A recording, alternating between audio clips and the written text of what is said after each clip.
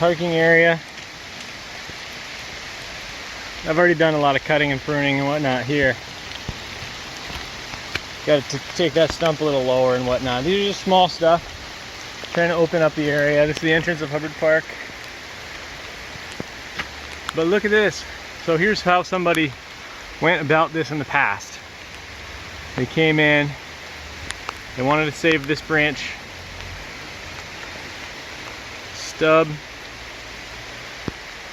stub, stub, stub. You know, what have you got? What have you done there?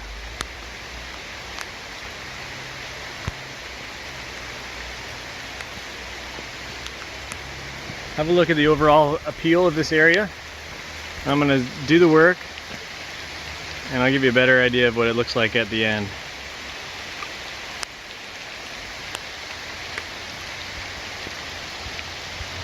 Oops, too much rain, I can't stop this. Alright, here's the same spot. So I took out, there were some stubs on this shrub. There's some shrub stubs. I left that ash spindle. I may take it down, but I wanted to leave it just for this demonstration because it was there in the original shot. Taking it out would be kind of dramatic. So look, I took that whole branch off to there. It's one of those things where before the person who was pruning had left more tree there, but you know what? It looked less natural. It left more nature there, but it looked less natural. I don't know, figure that one out. I may take that ash spindle down, but doesn't that look better? A little headroom. In this case, rain room. So I just think that's, here's that branch now. As a reminder. Stubby McGee.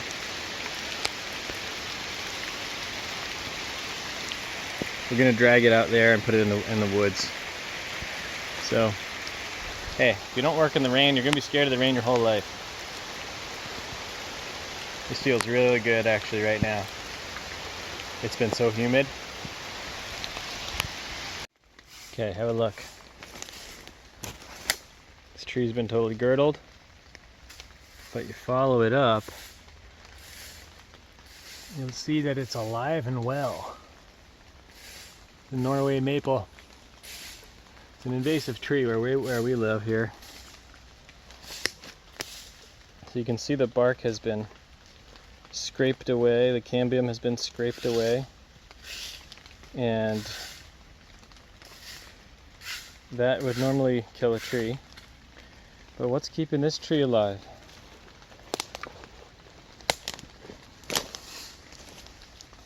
This right here.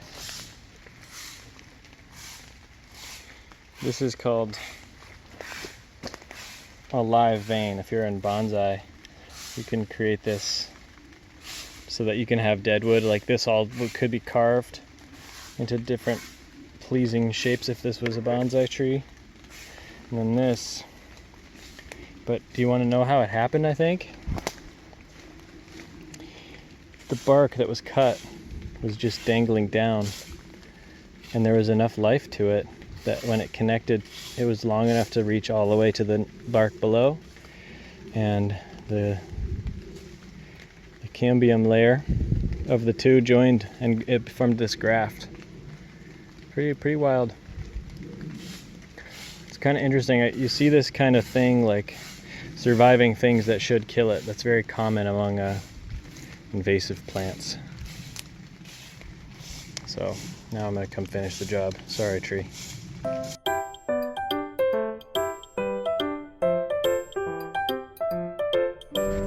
Well, got a little bit of a traffic jam here in Hubbard Park.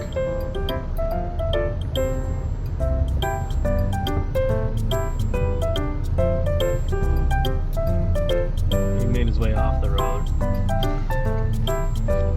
That there is a better tree climber than I'll ever be.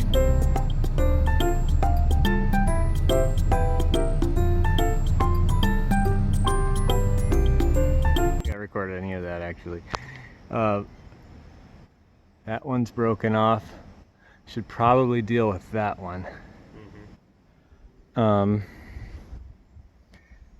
we followed, these got knocked down, not a huge deal. So here's the smaller piece of that big pine tree. Oh, yeah, yeah. Those crushed that dead stick that's now across there, which now has made a couple of spring poles. Mm-hmm. Spring poles can be fairly hazardous to the cutter, so it's not just a gimme. Even though it's a small diameter, you can wind up with big problems with a spring pole. This here goes across so this road, what you wind up, usually what you hear when you hear storm damage is you hear that a road has a tree across it. And when you get and look closely, usually you find it's 10 trees that are all in a domino effect. Some brush here to deal with. So yeah, when you look at it just from down below, you just see this and you think, oh, okay, small job. But we don't, I don't know, we might be here most of the day. Yeah. Or we might not. But we're gonna start working from down here because this is where the chipper is. Yeah. So you kind of dig your way into the mess and do whatever makes sense. You guys ready? Ready. Oh yeah. Alright, so we're making our progress here. Hey guys. We're working beautifully as a team right here.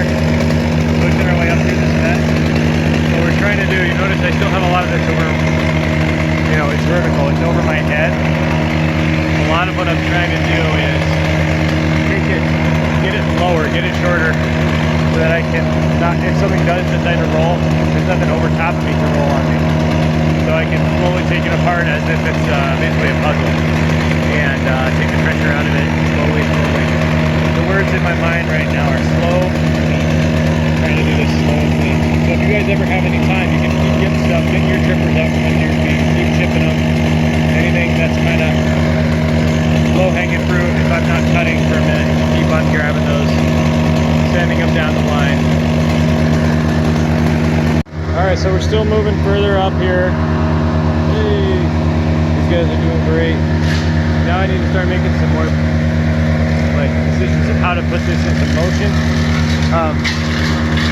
This is kind of a long dead stick that's going out that way, causing these spring poles. The question is, do I cut the spring pole or do I cut the thing on top of the spring pole? So we're going to take that down. Haven't done anything to move these logs yet. So this is this piece here. So I think I can take that piece down.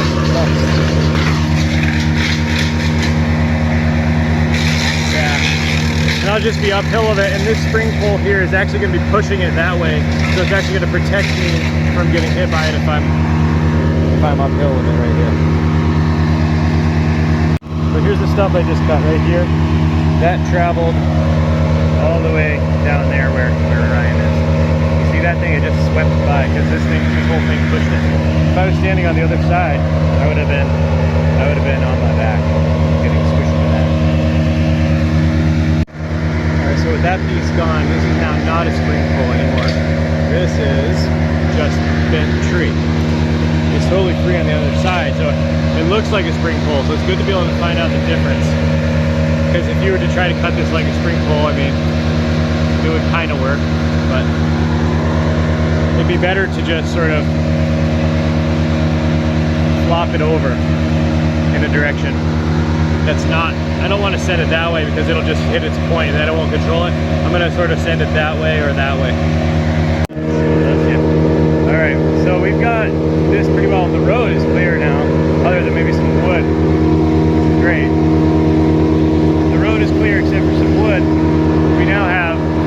We have to decide where to stop cutting. How far in do we go getting rid of this mess? So it's a nature park, it's a natural park, so we don't take we don't clean up the woods, you know.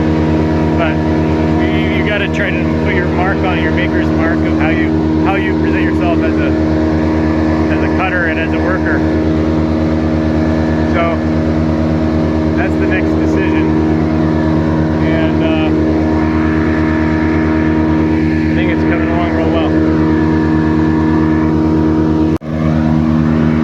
All right, logs are out of here, and this one here has dove right into the road. It's kind of amazing the amount of force you sometimes get from a tree fall. And that's all just from the wind.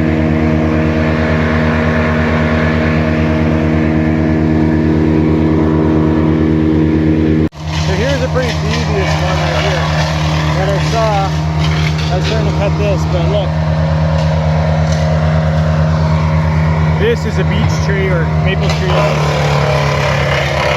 It comes up here and has gotten totally folded over, buried back into the ground here under this piece that fell. And now it looks like this is, I thought that was just a totally separate sapling. But meanwhile we have, who knows what kind of insane tension in this. When you see a broken stick like that at that angle, I'm thinking there could be a lot of tension. So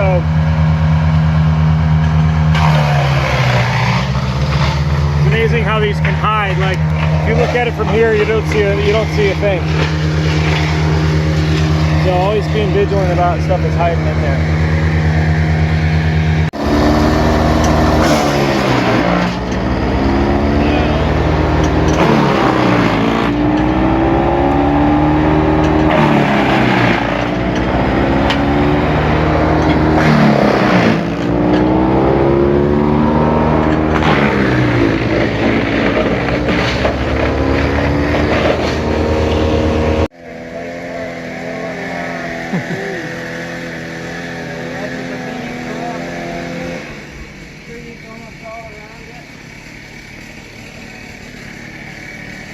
So here's what the road crew did.